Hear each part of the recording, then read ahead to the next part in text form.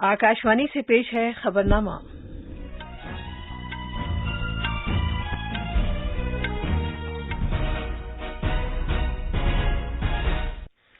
आदाब।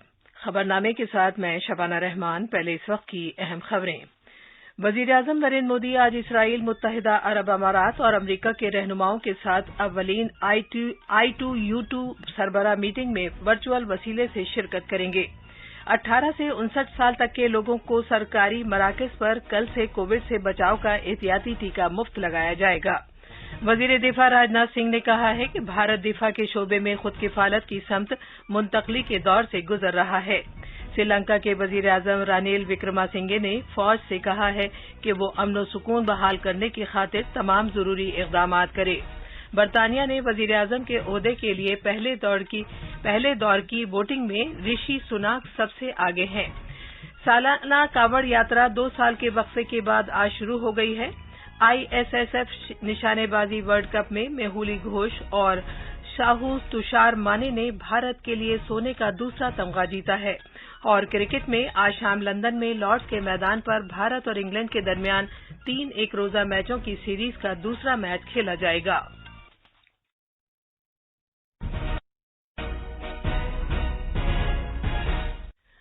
वजीर-ए-आजम नरेंद्र मोदी आज I2U2 रहनुमाओं की पहली सरबराह मीटिंग में वर्चुअल वसीले से शिरकत करेंगे। जनाब मोदी के साथ साथ इसमें इसराइल के वजीर-ए-आजम यार लेपिड, मुत्तहिदा अरब अमारात के सदर मोहम्मद बिन जायद अल नहयान और अमरीकी सदर जो बाइडन भी शरीक होंगे। ये रहनुमा अपने अपने खित्ते और इससे आगे भी तिजारत और सरमायाकारी में इक्तिसादी साझेदारी को मुस्तहकम बनाने की खातिर बाहमी दिलचस्पी के दीगर मुश्तरका शोबों के साथ साथ I2U2 के दायरा कार के अंदर मुमकिना मुश्तरका प्रोजेक्टों पर तबादला ख्याल करेंगे। हमारे नामानिगार का कहना है कि ये प्रोजेक्ट इक्तिसादी इश्तराक के एक मॉडल के तौर पर काम कर सकते हैं और इसके साथ साथ कारोबारी अफराद और कारकुनों के लिए मौके भी दस्तयाब होंगे। पिछले साल 18 अक्टूबर को मुनक्किद की गई 4 मुल्कों के वज़ीर खारजा की मीटिंग के दौरान I2U2 ग्रुप का खाका तैयार किया गया था। हर एक मुल्क मुमकिना ताउन के शोबों पर तबादला ख्याल करने के लिए शेरपा सतह पर मुस्तकिल बातचीत भी करते रहे हैं। I2U2 का मकसद पानी, तवानाई, नक्ल व हमल, खला, सेहत और ग़िज़ाई तहफ़्फ़ुज़ जैसे 6 बाहिमी शनाख्तशुदा शोबों में मुश्तरका सरमायाकारी के लिए हौसला अफजाई करना है। नीज़ इसका मकसद जदीद तर्ज के बुनियादी ढांचे, सनतों के लिए कार्बन के कम अखराज के तौर तरीकों को फरोग देने, अवामी सेहत को बेहतर बनाने और उभरने वाली अहम और ग्रीन टेक्नोलॉजीज की तरक्की को फरोग देने में ताउन के लिए प्राइवेट सेक्टर की पूंजी को मुनज़्ज़म करना है। दिल्ली से खबरनामे के लिए अनुपम मिश्रा की रिपोर्ट। वजीर-ए-आजम नरेंद्र मोदी हफ्ते को उत्तर प्रदेश का दौरा करेंगे और जालौन जिले के ओरई तहसील के खैतरी गांव में बुंदेलखंड एक्सप्रेस वे का इफ्तिताह करेंगे। 296 किलोमीटर लंबी 4 लेन वाली expressway Uttar Pradesh expressway industrial development authority की निगरानी में तकरीबन 14,850 करोड़ रुपए की लागत से तैयार की गई है और इसे बाद में तौसी देकर 6 लेन वाली किया जा सकता है। इसे चित्रकूट जिले में भारतकूप के नजदीक गोंडा गांव में, कौमी शाहराह 35 से इटावा जिले में खुदरैल गांव के करीब तक तौसी दी गई है, जहां ये आगरा लखनऊ एक्सप्रेसवे के साथ जम कर दी गई है। ये चित्रकूट, महोबा, हमीरपुर, जालौन, औरैया और इटावा के जिलों के रास्ते से गुजरेगी। 75 दिन की खुसूसी मुहिम के तहत कल से सरकारी टीकाकारी मराकज़ पर 18 से 59 साल तक के लोगों को कोविड से बचाव का एहतियाती टीका मुफ्त लगाया जाएगा। काबीना की मीटिंग के बाद कल नई दिल्ली में मीडिया के अफराद को जानकारी देते हुए इत्तलात व नशरियात के वजीर अनुराग सिंह ठाकुर ने कहा कि भारत आज़ादी की 75वीं सालगिरह मना रहा है और आज़ादी के अमृत महोत्सव के मौके पर कल से अगले 75 रोज तक 18 साल से ज्यादा उम्र के शहरियों को एहतियाती टीका मुफ्त लगाया जाएगा। 15 जुलाई से अगले 75 दिन तक देश के 18 वर्ष से ज्यादा उम्र के जितने भी नागरिक होंगे उनको बूस्टर डोज बिल्कुल मुफ्त में देने का निर्णय लिया गया है। इससे पहले फ्रंट लाइन वर्कर्स थे, कोविड वॉरियर्स थे या फिर 60 साल से ज्यादा के जो नागरिक थे उनके लिए था। अब इसको 18 साल से ज्यादा की उम्र वालों के लिए साफ कर दिया है कि बिल्कुल मुफ्त बूस्टर डोज अब आप लगवा सकते हो और ये सभी सरकारी केंद्रों पर जगह जगह पर उपलब्ध होगा। इक्तिसादी उमूर से मुतालिक काबीना कमेटी ने तरंगा हिल अंबाजी आबू रोड नई रेल लाइन को मंजूरी दी है, जो गुजरात और राजस्थान के इलाकों से गुजरेगी ताकि कनेक्टिविटी फराहम की जा सके और आमोदरफ्त में बेहतरी आ सके। जनाब ठाकुर ने कहा कि इस प्रोजेक्ट पर तखमीना लागत 2,700 करोड़ रुपए से ज्यादा है और ये प्रोजेक्ट 2026-27 तक मुकम्मल कर लिया जाएगा। अंबाजी एक मशहूर और अहम तीर्थ स्थान है और भारत में 51 शक्तिपीठ में से एक है, जिसमें हर साल गुजरात और मुल्क के दीगर हिस्सों और बैरून मुल्क से भी लाखों अकीदतमंद आते हैं। इस लाइन की तामीर से लाखों अकीदतमंदों के लिए सफर करना आसान हो जाएगा। आकाशवाणी न्यूज से बात करते हुए मुआशरे के मुख्तलिफ तबकों के लोगों ने इस नई रेल लाइन को मंजूरी दिए जाने की तारीफ की है। वजीर मौसूफ ने कहा कि काबीना ने भारतीय रेलवेज की वडोदरा की नेशनल एकेडमी में गति शक्ति यूनिवर्सिटी के कयाम को भी मंजूरी दे दी है, जहां हर तरह के ट्रांसपोर्ट के लिए तरबियत दी जाएगी। वडोदरा में गति शक्ति विश्वविद्यालय ट्रांसपोर्ट सेक्टर को वुसअत देने के लिए एक कलीदी वसीला साबित होगा। वजीर-ए-आज़म नरेंद्र मोदी ने कहा है कि कोविड-19 से निपटने के लिए टीकाकारी एक मौसर वसीला है। एक ट्वीट में उन्होंने कहा कि काबीना के फैसले से भारत में टीकाकारी के दायरे में इजाफा होगा और एक सेहतमंद मुल्क तश्कील देने में मदद मिलेगी। जनाब मोदी ने कहा कि काबीना की तरफ से Taran hill Ambaji Abu road rail line से कनेक्टिविटी को फरोग हासिल होगा और समाजी इक्तिसादी तरक्की में इजाफा होगा। उन्होंने कहा कि इससे अंबाजी तक रसाई को बेहतर बनाने की देरीना मांग भी पूरी होगी। वजीर दिफा राजनाथ सिंह ने कहा है कि भारत दिफा के शोबे में खुद किफालत की समत मुंतकली के दौर से गुजर रहा है। एक तकरीब से खिताब करते हुए वजीर दिफा ने कहा कि महकमा दिफा के सरकारी मिल्कियत के इदारों के आला अहलकारों को इस बात को यकीनी बनाने की खातिर मिलकर काम करना चाहिए कि उनकी कंपनियों का शुमार दुनिया की बेहतरीन कंपनियों में हो।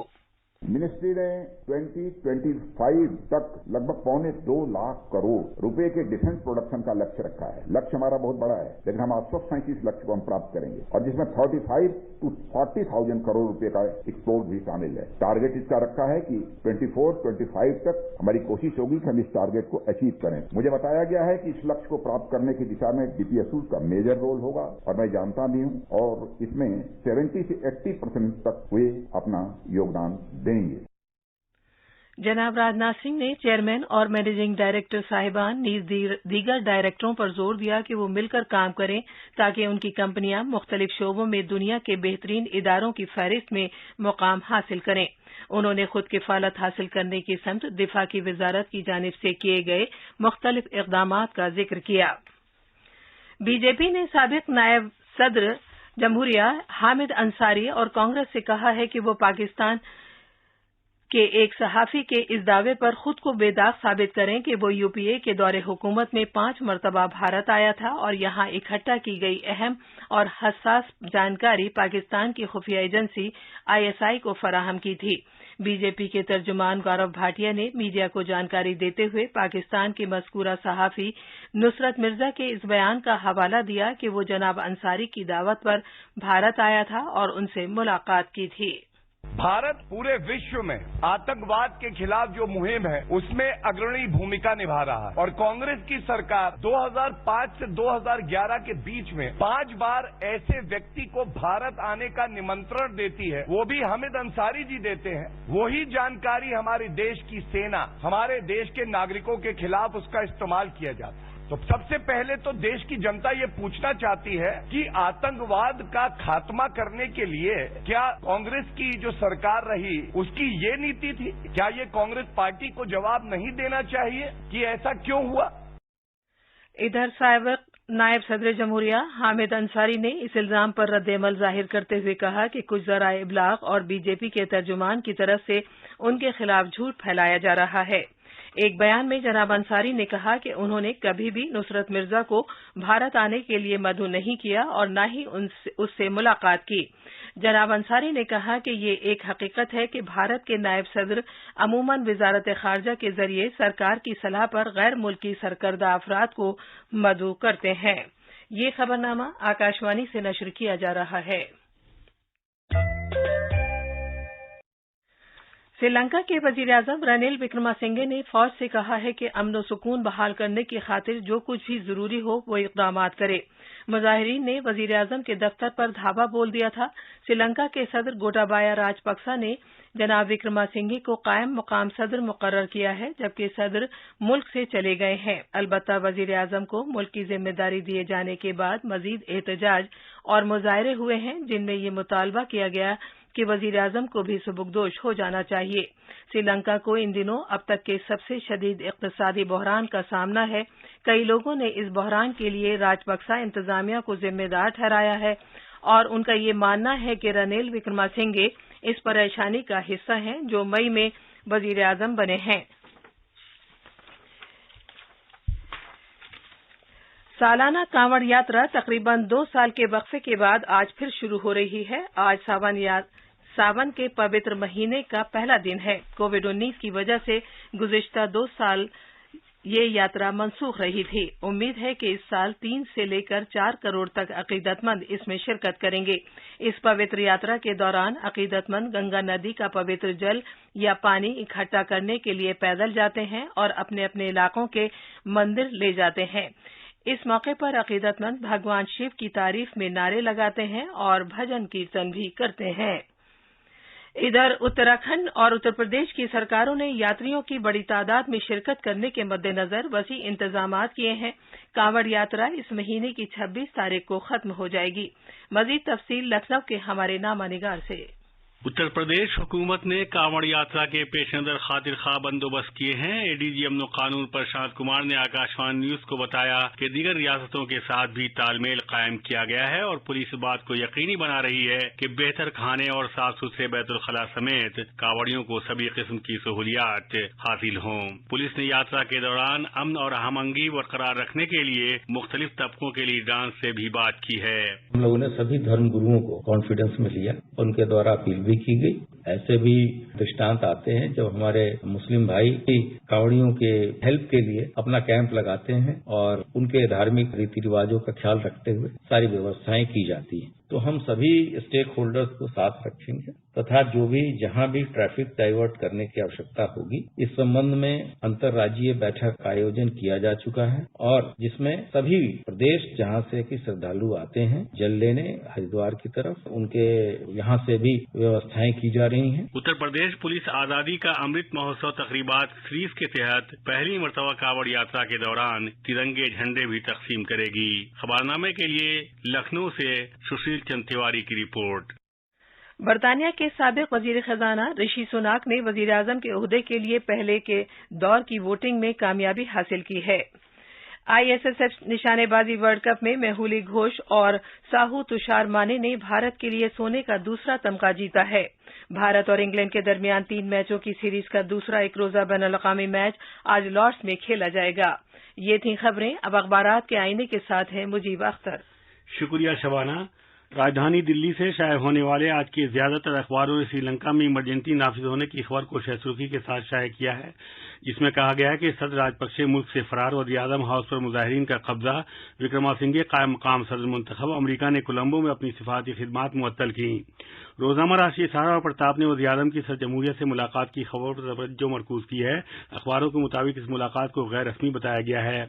18 साल से ज्यादा उम्र के शहरियों को मुफ्त दी जाएगी बूस्टर डोज। इस खबर को रोजनामा इनकलाब समेत प्रताप और मिलाप ने खुसूसियत के साथ शाये किया है। आखिर में अहम खबरों की सुर्खियां एक बार फिर। वजीर आजम नरेंद्र मोदी आज इसराइल, मुत्तहिदा अरब अमारात और अमरीका के रहनुमाओं के साथ अव्वलीन I2U2 सरबराह मीटिंग में वर्चुअल वसीले से शिरकत करेंगे। 18 से 59 साल तक के लोगों को सरकारी मराकज पर कल से कोविड से बचाव का एहतियाती टीका मुफ्त लगाया जाएगा। वजीर दिफा राजनाथ सिंह ने कहा है कि भारत दिफा के शोबे में खुद किफालत की समत मुंतकली के दौर से गुजर रहा है। श्रीलंका के वजीर आजम रनिल विक्रमासिंघे ने फौज से कहा है कि वो अमन सुकून बहाल करने की खातिर तमाम जरूरी इकदाम करे। बरतानिया ने वजीर आजम के ओहदे के लिए पहले दौर की वोटिंग में ऋषि सुनाक सबसे आगे हैं। सालाना कांवड़ यात्रा 2 साल के वक्फे के बाद आज शुरू हो गई है और आईएसएसएफ निशानेबाजी वर्ल्ड कप में मेहुली घोष और साहू तुषार माने ने भारत के लिए सोने का दूसरा तमगा जीता है। इसी के साथ खबरनामा खत्म हुआ।